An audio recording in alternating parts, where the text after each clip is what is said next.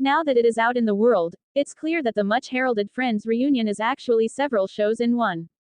It's a clip show, it's an interview show, it's a celebrity talking heads show. And, as you'd expect, from a format this muddled, some of it worked better than others. For every moment that managed to be genuinely touching, there was another where it felt like everyone was simply letting the clock run out. Perhaps the best way to approach this is to break the reunion down into its constituent parts, from most to least. Successful. Beware. Here be spoilers. In what at times felt like a punishingly long recap of things everybody already knew, the revelation, apparently unearthed here for the first time, that David Schwimmer and Jennifer Aniston battled with debilitating yet unconsummated crushes on each other felt like actual news. Their bashful reminiscences, accompanied by behind-the-scenes footage of them flirting like actual mad with each other, were unbearably sweet. The Ross-Rachel storyline was done to death on Friends, and inspired a wealth of imitators, so it's lovely to know that it was rooted in something approximating truth. The creator talking heads it's weird, given that Friends was such a global phenomenon, that so much attention was paid to the cast, rather than the people who actually made it. Parts of the reunion redressed the balance, with David Crane and Marta Kaufman appearing in little talking head segments to explain how the show came together, as well as the challenges of casting and producing it. If you're interested in television, this was the most valuable segment. If you aren't, and just wanted to watch people you recognize from TV crying at each other, then probably less so. The cast reunion, the backstage footage of the Friends cast wandering around their recreated sets, sharing private little in-jokes, was probably the reunion that most people wanted to see. Not only did it show us the dynamic that the cast shared, with Schwimmer as the leader, LeBlanc as the low-energy joker and Aniston as the quick-to-cry heart, but it felt like eavesdropping on a group of acquaintances. True, it got a bit sappy towards the end. I'm not sure anybody needed the climactic weep reel soundtrack by what can only be described as Friends gone in memoriam. But at least it felt insightful. The quiz. Remember that episode of Friends where Ross quizzed the friends about each other? This was a present-day recreation of that, with Schwimmer gamely acting as host in a segment that primarily existed to give Tom Selleck a cameo and Thomas Lennon whatever 2 levels less than a cameo is.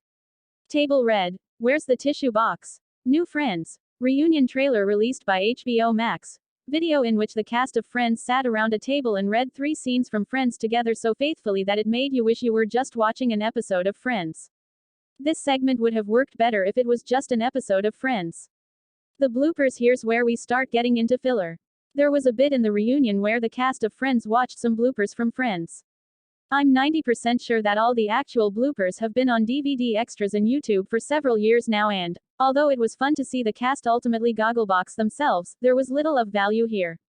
The James Corden interview. Friends. The reunion finds Jennifer Aniston, Courteney Cox, Lisa Kudrow, Matt LeBlanc, Matthew Perry, and David Schwimmer joined by moderator James Corden and a star-studded roster of special guests as they relive the show's fan-favorite and unforgettable moments. This once-in-a-lifetime special event honors the iconic series, which continues to permeate the zeitgeist today, with a hilarious and heartfelt night full of laughter and tears. Could we be any more excited? Photograph. Warner Brothers. The Friends reunion was a piece of entertainment made in 2021, so it goes without saying that James Corden was going to shoehorn himself in there one way or another. Little did we know, however, that he was going to be so prominent. Even though he was outnumbered 6-1, Corden still managed to out-talk everyone else on stage without ever really saying anything. This was less an interview and more an extended platitude contest, with one question: who had the loudest laugh, causing me to groan in actual agony. The guests lots to unpack here, and all of it dismal. Did you know that Kit Harington sees himself as a Monica?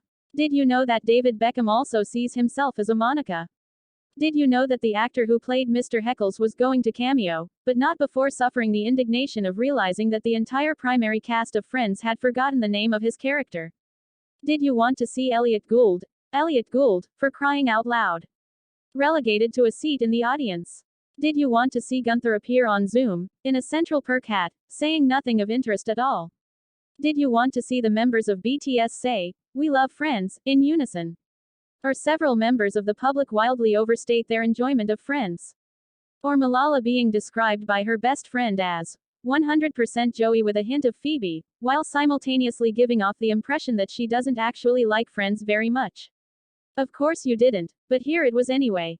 However, did you wait for over 90 minutes to see Paul Rudd turn up, and then realize that he wasn't going to appear, and then wonder what on earth happened between him and the cast of Friends. Yes. Yes, you did. Never mind. The fashion show Justin Bieber dressed up as a big potato. Justin Bieber, who has no connection to Friends, tangible or otherwise, took up time on a Friends reunion show by dressing up as a big potato, talking up and down for a bit and pulling a funny face. This wasn't just bad. This was the death of entertainment.